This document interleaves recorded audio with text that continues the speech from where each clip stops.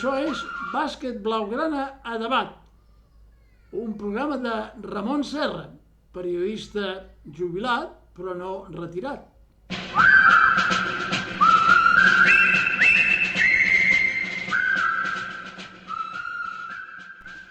Hola, amics del Bàsquet Blaugrana a debat, com va això? Molta calor, oi? Bé, el Barça a vegades ens deixa congelat. Queda bé aquest títol, no?, per començar.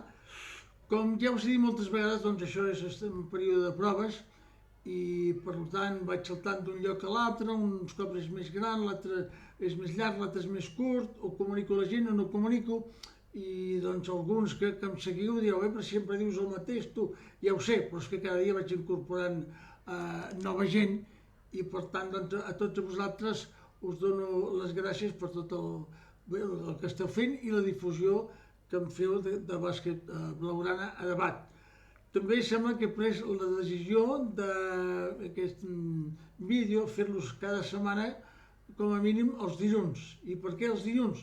Doncs perquè no vull ser aquí una cosa per a punyetes, per dir-ho, a seguir al peu de la lletra, per gent molt interessada, sinó un resum global per tota aquella gent que són del Barça però que no poden seguir o no segueixen contínuament a través de l'internet o d'altres mitjans de comunicació, no? El dilluns què es pot fer? Doncs es pot fer un resum del que ha passat la setmana i fer un calendari, una agenda del que succeirà en aquesta setmana, no? L'escriptor Sergi Pàmies deia que es havia donat de baixa, que no volia seguir el Barça de bàsquet a l'Eurocopa perquè hi havia massa partits. Doncs Sergi, aquest any, si llavors veureu 3 tasses, perquè hi haurà 2 partits d'Eurolliga cada setmana, no? Per tant, és bo que el dilluns us pugui fer una petita agenda, un recordatori de tot el que veurem, no? I seguir d'aquesta forma l'actualitat del Barça a l'engròs.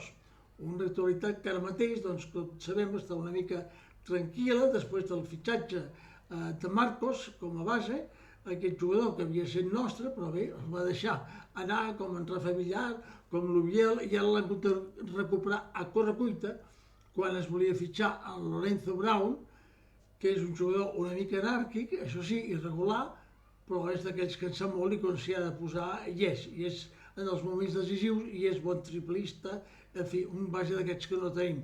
El Marcos doncs, no és dolent dins d'aquesta línia de mediocritat que tenim ara, no? I bé, com a menys, al mínim és un tirador, té una mitjana de 35% de triples i això jo penso que està bé, però vaja, res que podem comparar amb la línia, per exemple, de bases del Madrid, de Campazo, de Félix, de Maledón.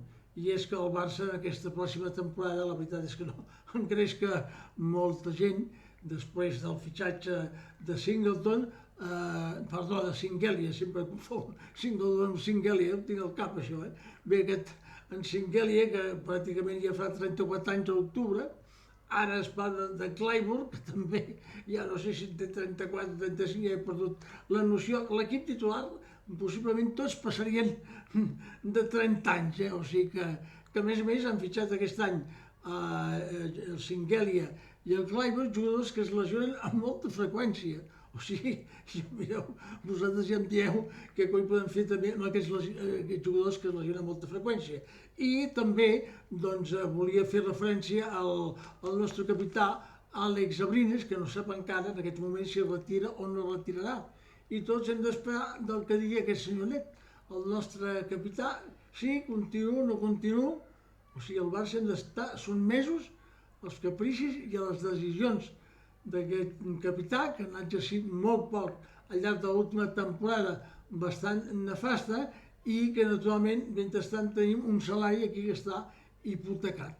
I així doncs anem movent aquest Barça a l'espera d'aquest estiu puguem tenir alguna notícia positiva. Podria ser el fitxatge d'un pivot, però que ja diuen que serà mòbil, no? Perquè vol dir doncs, que no podem fitxar ja un pivot d'aquests forts i d'element molt defensiu com necessitaríem.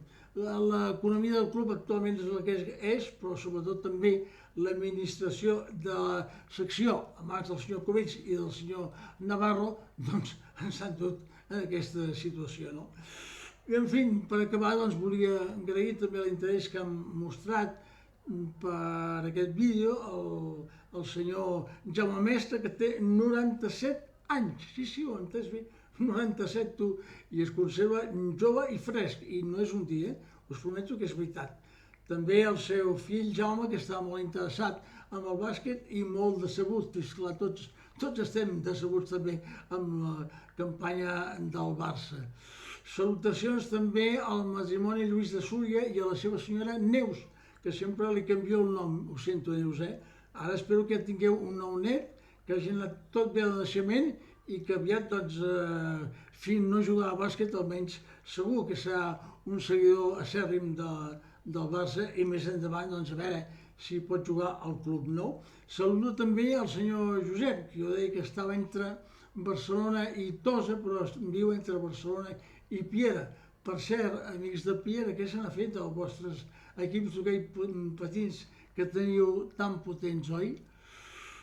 Com a nota luctuosa també és de saludar, per dir-ho així, de manera pòstum, un company, Josep Maria Ferrer, que el saludo perquè havia estat bon jugador de bàsquet a la seva joventut, jugava amb el Sagrada Família, i l'altre dia, quan hi va haver l'enterrament a Sant Gervasi, vaig veure que al costat hi havia una pista de bàsquet, i vaig pensar, doncs mira, Josep Maria, aquí podràs entretenir-te, descansa en pau i també quan puguis, doncs, juga també a bàsquet, que deu anar bé també a l'altre costat, no ho sé.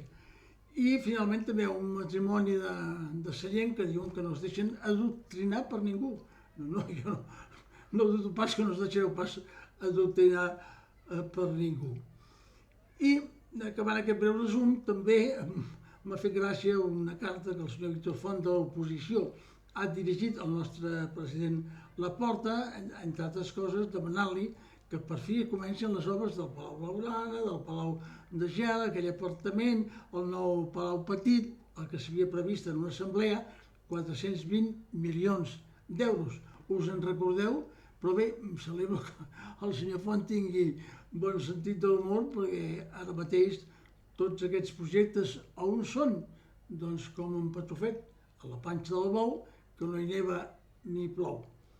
En fi, que passeu un bon estiu i no perdem el sentit de l'humor, i avui, ahir i com sempre, doncs diguem força Barça!